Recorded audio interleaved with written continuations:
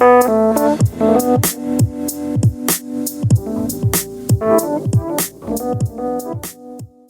3 of the Six Nations fantasy game is done and dusted, and as we have an extra week to look ahead to round 4, it's time to look back on the last round to see what went down, then quickly look ahead to some potential options to choose for round 4. First things first though, let's look at the FRG team to see how I got on in round 3. In all, a bit of a disappointing week. I ended up with 459 points.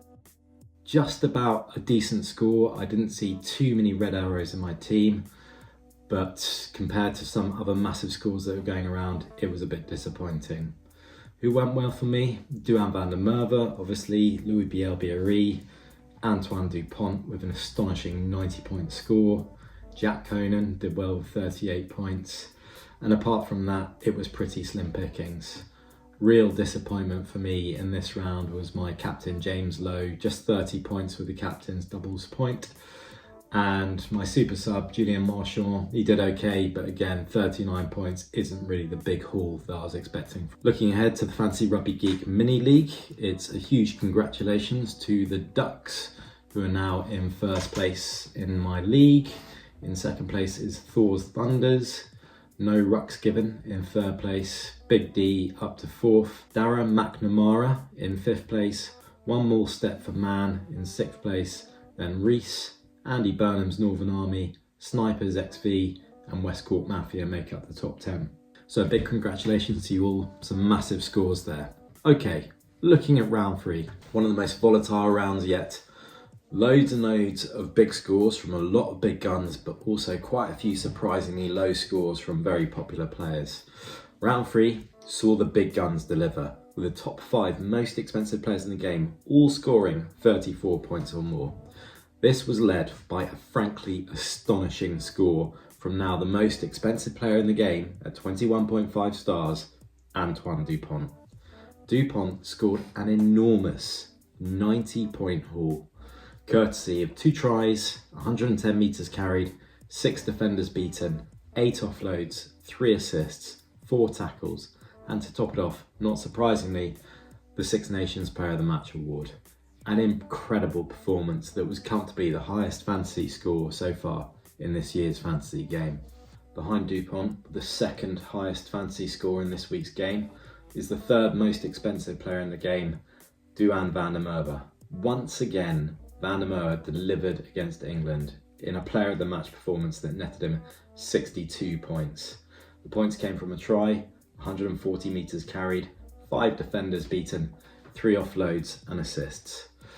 He always delivers against England. If you didn't have him, don't say I didn't warn you. This is what I said last week. Now there may be better options this weekend based on stats, but do not rule out Duhan van der Merwe and Hugh Jones this week. They always raise their game against England and they always score huge. Van der Merwe in particular has been a thorn in England's side for way too long. If you don't have him and he has another worldy performance this weekend, don't say I didn't warn you. And if you didn't have him, you were warned.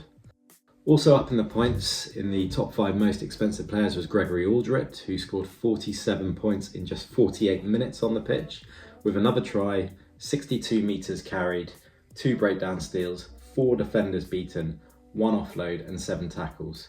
Aldrit is now comfortably the highest scoring forward in the game. Also rounding out the big scores from the top 5 premium price players were Ben Earl on 34 points, and Thomas Ramos on 36 points. One big ticket player who was heavily backed, captained by many, but did not score big, was James Lowe. Lowe ended up bringing in just 19 points, falling way behind some of the other popular captain options. Very disappointing for people like myself who captained James Lowe in round 3. Onwards and upwards, there will be better captain picks ahead. One of the biggest surprises in the round 3 scoring was the sudden reduction in back row points being accumulated. Only 4 back rows, Gregory Aldrit, Jack Conan, Ben Earl and Jack Morgan, appeared in the top 20 highest scorers for round 3. This is far lower than previous rounds. In round 1, there were 13 back rowers who scored over 20 points. In round 2, there were 14 20-pointers in the back row. And in round 3, there were just 8 over 20. and many popular back row picks had very disappointing scores. This included Josh van der Fleer on 15 points, Rory Darch on 12 points, Lorenzo Canone on 11 points, Tom Curry on 13 points, Jack Dempsey on 10 points, and Tom Willis on 10 points. Considering how well the back rowers uniformly performed in rounds 1 and 2, then this may just be an anomaly, but it's enough to raise some concern ahead of round 4. And while it wasn't a big round for many back rowers, it was a massive round for a number of big meter makers. Out of the 10 players to carry for 84 metres or more, 8 of them gained over 37 points, with many of them also racking up many defenders beaten, many offload points, and in total 8 players carried for 100 metres or more. The top carrier in round 3 and leading the overall highest metres carried in the Six Nations this year was Blair Kinghorn. Kinghorn has now carried for 499 metres in just 3 matches, which is 183 metres more than his closest rival Duane van der Merwe, who himself is on 316 metres. These are just astonishing numbers. Van der Merwe himself was the third furthest carrier in round 3, carrying for 140 metres, just behind the second furthest carrier, Leo Barre, on 164 metres. Also putting in the metres was Joran Murfana on 115 metres, Antoine Dupont on 110 metres, Ellis Mee on 109 metres, and Blair Murray on 103 metres. With 3 rounds now done, it's also worth seeing who's impressing across the key fantasy scoring stats. So while Kinghorn is clearly leading the metres carried, he's also very close to the top of the defenders beaten. In fact, behind only Blair Murray, who has now beaten a huge 17 defenders over the tournament, including, in the last match alone against Ireland, 11 defenders beaten. In terms of offloads, it's Antoine Dupont who's setting the pace with 9 offloads, but that man Blair Kinghorn is once again just behind him on 8 offloads. Making it a Toulouse top 3 is Thomas Ramos on 6 offloads, with Johnny Gray also equal third on 6 offloads. For assists, again Antoine Dupont sits on top with 6 assists. And then looking at the stats more dominated by the forwards, first of all it's Sebastian Negri who is the top tackler in the Six Nations so far with 50 tackles in 3 matches. Close behind is Josh van der Fleer on 49 and Jack Morgan on 48. For breakdown steals, it's all about Tom Curry this year on 5 breakdown steals, but close behind is Jamie Ritchie on 4, Gregory Aldrit and Ben Earl just behind on 3. Now to the super subs in round 3. And after Jack Conan's massive super sub haul in round 2, there was far less to brag about in round 3. The highest scoring player off the bench in round 3 was England's Ben Curry on 19 points. Close behind was Jamie George on 18 points, while making up the top 5 was Stafford McDowell on 16, Jared Evans on 15 and Matt Fagerson on 13. Will we see the return to mega super sub scores in round 4? Only time will tell. But with triple points on offer, it remains the ultimate ticket to fly your team up the rankings.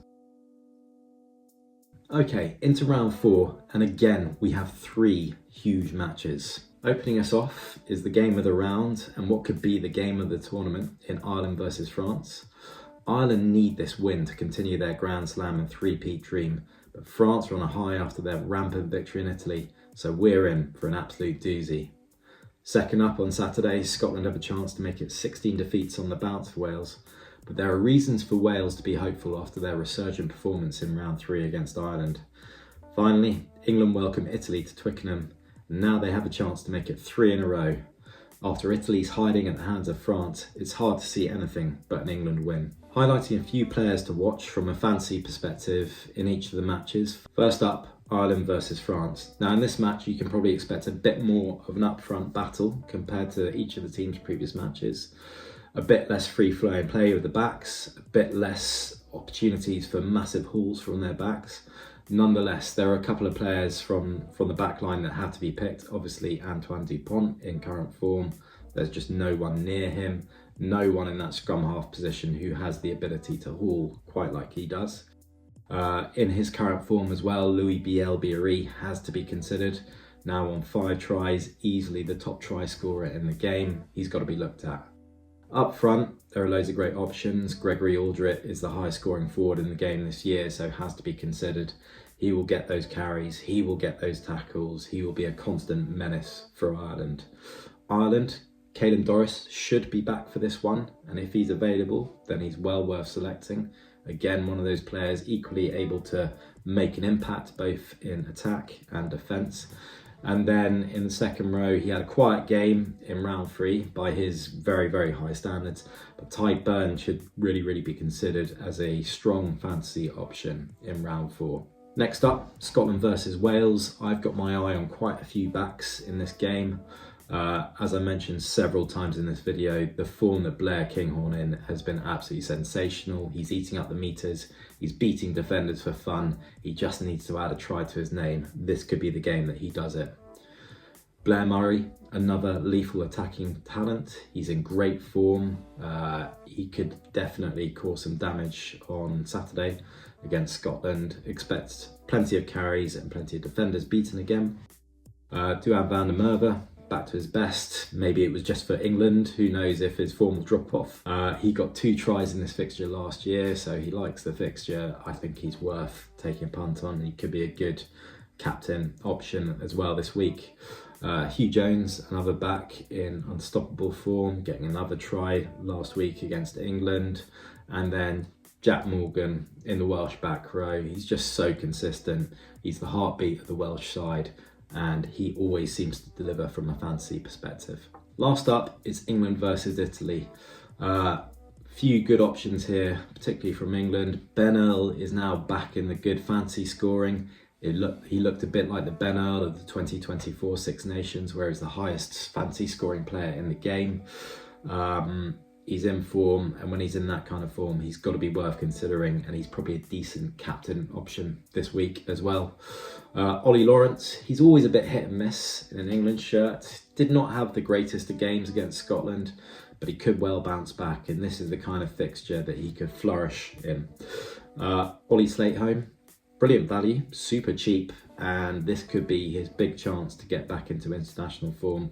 He was in brilliant form during the Autumn Nations series, scoring 3 tries. He's shown glimpses of his ability in the Premiership this season. This could be the game to really make his name back on the international stage.